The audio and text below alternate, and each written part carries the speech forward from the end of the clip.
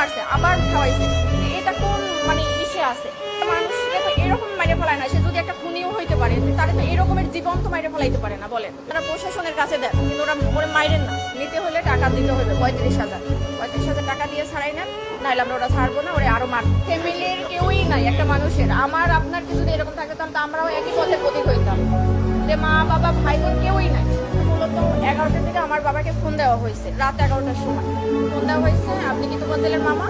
তখন আমার আব্বা ধরছে যে তখন বলছে যে তোফাজ্জেল এরকমের আমরা ওরে আটকাইছি, এই হলে আছে, এখানে এখন ওকে মানে নিতে হলে টাকা দিতে হবে 35,000।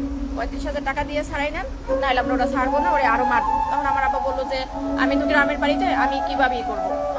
তখন আমার আব্বা আমাকে ফোন দিছে যে তুমি একটু কথা বলো, তোফাজ্জেল নাকি এরকমের মানে উনি ওর বলে এরকমের কথাবার্তা অসম্মতি পাইছে, এই জন্য ওরে ধরছে, ওইরা ওরে মারতেছে। তখন আমি ওই লোককে ফোন দিছি যে ভাই এরকম আমি তোফাজ্জেলের মামা তো ওরে কেন মারতেছে? তো বলতেছে যে ও আমাদের হলে ঢুকছে বা করছে। তা আমি বলছি যে ভাই দেখেন ও পাগল মানুষ, ও যদি কোনো একটা অন্যায় করে তাহলে আপনারা প্রশাসনের কাছে দেন, কিন্তু ওরে মাইরেন না। তখন বলে কি আপনি যে পাগল, কিন্তু ও তো ওর আচার-আচরণের কথাবার্তা, একটা পাগলের মামার নাম্বার কেন মুখস্থ থাকবে? একটা পাগলের সে চাচাতো ভাইয়ের নাম্বার পর্যন্ত মুখস্থ থাকে, তাহলে সে কিভাবে পাগল হয়? আমি বলছি যে দেখেন ও অনেক মেধাবী ছিল, ওর মা বাবা ভাই বোন সবাই কেউই নাই বলতে গেলে। তো ও এই কারণে ওর ভাই লাস্ট গত বছর 15 রোজায় হলো লিভার ক্যান্সারে মারা গেছে। তো ওর ভাইয়া ও আগে মাথায় সমস্যা ছিল, ভাইয়া অনেক ডক্টর দেখাইছে, মানে আমার ফুপু মারা যাওয়ার পর থেকে ওর এই সমস্যাটা হয়েছে।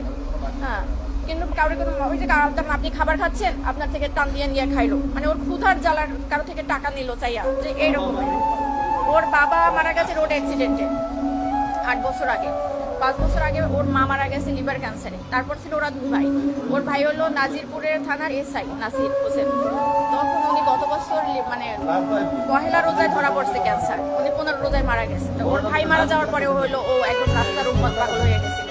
তারপর আমরা অনেকবার ট্রাই করছি ওরে পাবনায় নেওয়া ডক্টর দেখানোর জন্য বা করার জন্য, কিন্তু ওরে মানে ইয়ং তো ওরে ধৈরাও বাইকেও রাখার মতো ওরকমই না। একবার শিকল বাইকে ও ছুটে গেছে, যেদিনকে আমরা সকালে পাবনায় নিয়ে যাবো। এখন কালকের এই অবস্থা। পরে হলো ওই লোক, আমি ফোন দিচ্ছি পর উনিও আমাকে সেম একই কথা বলছে, যে মানুষটা 4 বছর আগে থেকে পাগল, সে কিভাবে রাজনীতি করবে আর দলীয় বলতে কি? ও তো নিজের মানে পরনের কাপড়েও মাঝে মাঝে থাকতো না, তাহলে সে দলীয় করবে কি?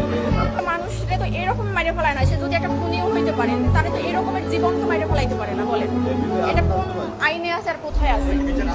অবশ্যই চাই একদম মানে সঠিক, যে মারছে তার একদম মানে সেই সর্বোচ্চ মানে আইনের সর্বোচ্চ ব্যবস্থা নিতে হবে। কারণ ওর গার্জিয়ান নাই, সেই জন্য একটা মানুষ অসহায় মানুষটা তো এরকম মারতে পারে না। একটা কুকুরেও তো মারতে পারে না, এরকম মারতে মারিয়ে ফেলাইতে পারে না।